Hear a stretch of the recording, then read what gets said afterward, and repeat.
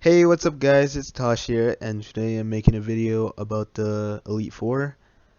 I used no legendaries and no megas for this because I realized some people cannot get legendaries, some people can't find any megas, some people don't have Robux. It's alright, that's perfectly fine, I understand that. And I'm just letting you guys know it's completely possible to beat the game without spending a penny. And I'm going to show you guys how I did that, but before I get started with that, I'm just gonna go ahead and show you guys my Pokemon and the stats and everything. Oh, wait, my leaderboard's closed. Wait, oh, oh, uh, where where'd that crown come from? It's not like I definitely did not beat the Elite Four or anything yesterday.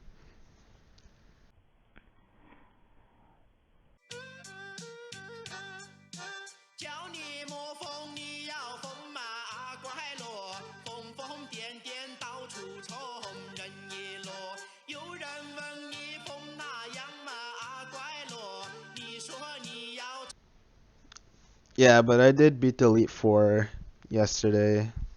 I beat it while I was testing out my team to see like how I should beat it, what I need to do. I beat it out of surprise. I didn't think actually get that far, but I did. So I basically only used four Pokemon that actually came to use to me. Only four of my Pokemon were useful out of six, but I just kept them just in case I needed to like do something else. So I'm gonna go to Elegant Valley and show you guys.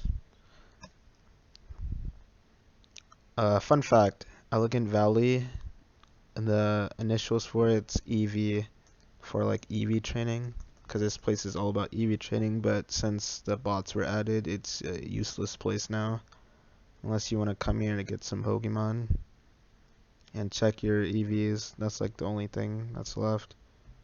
No one EV trains here anymore. It's just really slow. Alright, so Scizor, I did HP and attack. I would recommend you do HP and not HP and speed. Attack and speed if you want like if you want to outspeed most of the Pokemon for Lorely, the Ice E4 member, you can outspeed I'm pretty sure all of her Pokemon if you go ahead and EV train attack and speed instead of attack and HP. But if you guys want a tanky one, go ahead and do HP and attack. I'd recommend this for PvP and E4 anyways. But if you want the like offensive one, go ahead and try for speed if you want to experiment. The nature is also Jolly, which actually helped me out a lot. It helped me outspeed some of the Pokemon that I couldn't outspeed. The three that had trouble with was Mamoswine, Weavile, and Kyurem. Those are the only three I couldn't outspeed, but that's not a problem. And as for my Weavile's nature, it's Jolly. Now, you can choose Adamant or Jolly. I just chose Jolly because that was the one I got first for using Nature Stones. And Jolly is really good for PvP. Adamant is mostly for PvE environment, like E4 or something, but Jolly is really good, so I would recommend Jolly on Weavile in general. You gotta EV train attack and speed for Weavile. Don't worry about the IVs for E4 because it's not necessary to beat it with IVs. They don't really matter too much. They just help you like reach your full potential for stats. That's only it. That'd be better for like PvP rated battles. But you don't have to spend like 30k for one stat on one Pokemon. It's not worth it.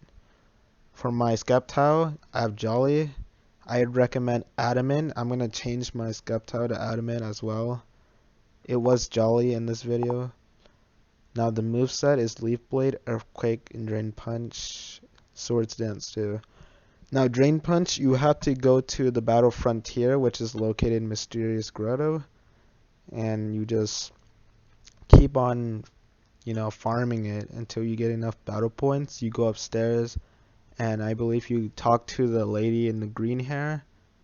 No, no, no. It was the lady in the pink hair. Sorry. Green hair is like the held items. Lady with the pink hair has all the TMs and stuff, and you can get Drain Punch, and it's a really useful move if you're low on HP and you want to stack Swords Dance. You just heal back up. It's perfect. I'll demonstrate that in the video. And yeah, Adamant would definitely be better on Sceptile if you guys like the physical moveset instead of the special attack. But Sceptile is meant for a special attack, but in my personal opinion, I like the physical moveset better. Now, Gudra, do not even bother. Don't do this. Don't. You guys shouldn't use Gudra at all in the Elite Four. It's not useful at all. I didn't use it. It wasn't helpful at all. Okay, attack and special defense. This is wrong EV training. I only did this for Elite Four to see if I can beat like Kingdra and stuff, which was special attack, which I was able to. It's just it was kind of hard because I was slow and it still like melted my health. It didn't do anything. So don't even bother. If you want a Gudra, go special attack and HP for PvP. But E4, not good. Don't do it. And my Haxorus didn't help me at all. But I want to show you guys like how I EV train this and what I do with this Haxorus. This didn't help me out at all in E4, but for PvP this is great. Do HP and attack, and then put the last points in speed. Why not? But I have a trick here. Instead of Earthquake, teach this thing Brick Break. Earthquake's not too well. Brick Break's better for countering its weakness, which is Ice, or take Rock Slide, whatever is best. Rock Slide or Brick Break. Keep everything else the same. Now, check out its speed. 251, which is not fast at all, right? Of course that's not fast. But if you can take at least 1 or 2 hits, I promise you, this will be a beast in battle. Because if you use Dragon Dance, you just cut the number for your speed and attack. You cut the number for speed, for instance, in half, and you add it to the current number. That's going to be your speed after 1 Dragon Dance. Same thing for attack, cut it in half, add it. That's going to be your attack after 1 Dragon Dance. Now if you use Swords Dance, which is stacking your attack 2 stages sharply, that's going to be... So after you use 1 Dragon Dance, your new number is going to be like high. It's going to take the number of this, 382 for my Haxorus, whatever number is here. It's going to take it, multiply it by 2, and that's going to be added to your attack. So you're going to have like a lot more attack after a Swords Dance. But you need a Dragon Dance for speed, or else you'll get outsped. And last but not least, I have my Alakazam, which is Modest Nature. I have Calm Mind, Psychic, Shadow Ball, Dazzling Gleam. Forgot to show you guys the moveset for some of these. Swords Dance, Ice Punch, Brick Break, a Night Slash. Swords Dance, Brick Break, Iron Head, Night Slash. I chose like some of the best moves for Elite Four. Some of these might vary for PvP though. And I EV trained this attack and special attack and speed. I put the last points in HP. Do the same thing for if you have a Mewtwo. Go ahead and do that. Mewtwo is a lot stronger than Alakazam, but I wanted to do this with no legendaries. But I will make a separate video about EV training if you guys like me to. I'd go ahead and show you guys definitely. I'll even take like a random Pokemon and show you guys stats and how you should EV train a Pokemon depending on stats. but I have no idea why I went here. Sorry. Alright, I'm gonna show you guys my playthrough on the Elite Four now.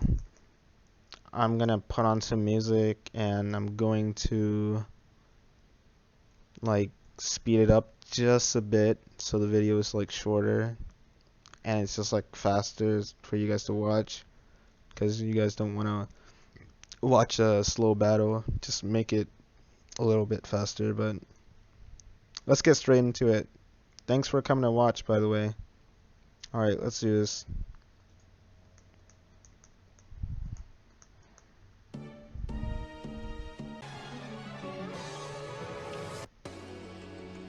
Alright, so Lorelei is the first E4 member. I chose a steel Pokemon and I thought Scizor would be the easiest one to get, and also a strong one.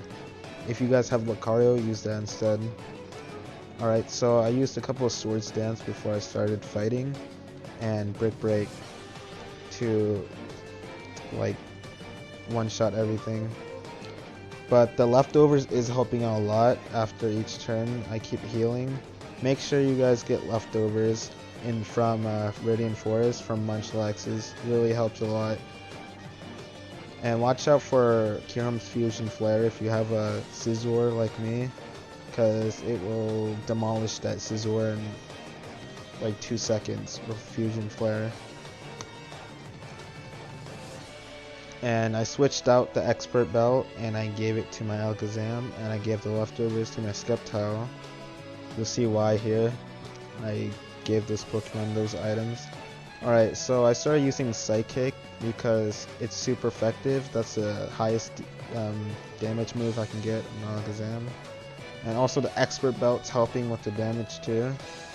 It's giving me the extra damage that I need. Shadow Ball, and I die by Shadow Claw here, which is fine.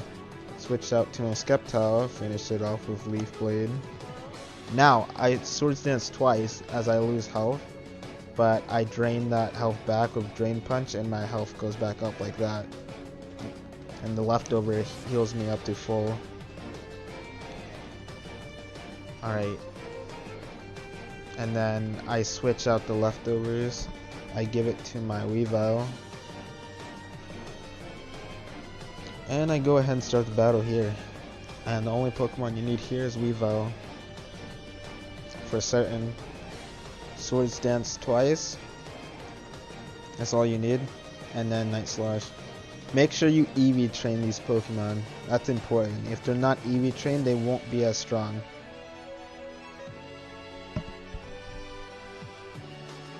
Night Slash. And moves do vary during battles. See, I use Ice Punch instead of Night Slash.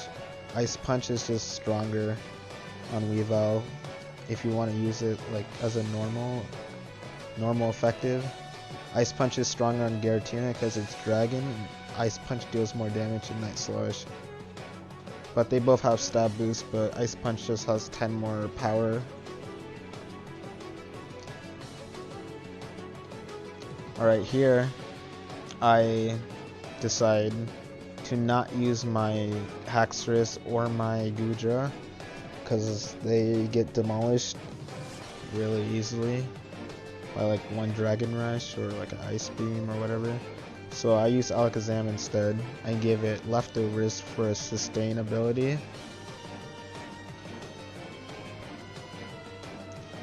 Alright, so I start stacking Calm Mind here. As I get to half, I heal back to full because I am very cautious for critical hits because those will definitely ruin your day. You don't want to get hit by a crit or you'll die for sure. So I stack only 5 times because I didn't want to risk the last stack getting crit. But it's fine still. I can still do it with 5 stacks. Still one-shotting everything with Dazzling Gleam and Alakazam. Palkia one-shot. Now the Dialga, it's not super effective, so I do not one-shot that, but I do hit it again. Now I prepare myself for Gary. I go ahead and start switching the items around and I start healing. I just make sure that I'm fully prepared before I start this battle. It's important to heal, make sure your power points are all up and everything. Make sure that everything is ready before you fight, especially for Gary. It's important. I give the expert belt to my Weavile. I give the leftovers over to my Scizor.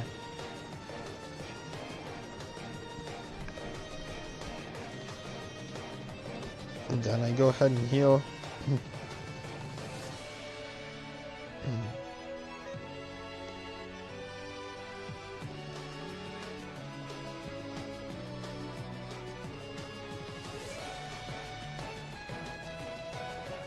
I double check again and I go ahead and start.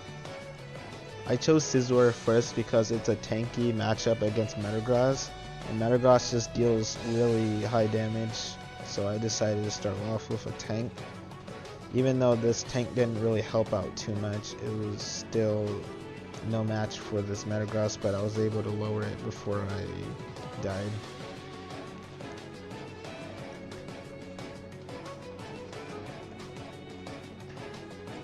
So I go ahead and switch off to my Weavile and just finish it off. And here for Tyranitar, I switch over to my Sceptile, which has Drain Punch, which is really good. Fighting is strong against Rock and Dark, so it's 4 times effectiveness. So I do get paralyzed here. I go ahead and stack again. Now I use a full restore. See, this is why you make sure you have full restores, so you get rid of status. And I heal back up with Drain Punch. One-shot it with Leaf Blade, the Alakazam. Now the Slacking is just really tanky, so I do not get the one-shot, but I did lower it a good amount. And without the Pokemon ability, it's strong still. The ability is being implemented soon for different Pokemon. Ice Punch for Garchomp. Now, Arceus. I do have a bit of a struggle here. I tried to poison it with my Goodra, it didn't work out at all. Didn't get poisoned, unfortunately. If you can poison Arceus and just stall long enough, it will be the easiest way. I promise you, that'll be the easiest way to beat Arceus. Go ahead and poison and just stall. Just heal, revive, whatever. If you can get it poisoned somehow, go ahead and stall as long as you can until it goes down, because Poison Tick is OP. The damage increases. So I go ahead and Swords Dance with Scizor and I just like Brick Break it until it dies, and then I beat it.